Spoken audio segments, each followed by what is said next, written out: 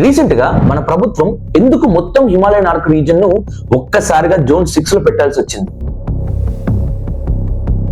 ఎన్నో డికేట్స్ గా సైంటిస్టులు మనల్ని ఏమని హెచ్చరిస్తున్నారు? అసలు హిమాలయాస్ లోపల జరుగుతుంది అంటే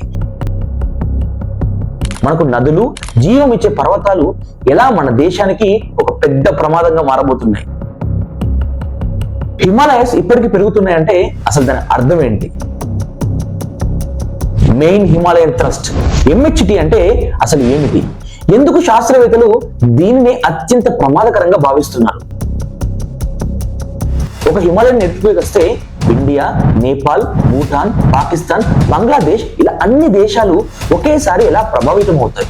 హిమాలయన్ టౌన్స్ లో మన భవనాలు నిజంగా ఒక పెద్ద భూకంపం తట్టుకునే స్థాయిలో ఉన్నాయా? GPS, satellites, ground sensors data అసలు ఏం బయట పెట్టింది?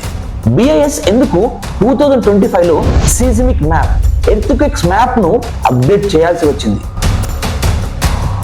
ఇవన్నీ తెలియాలంటే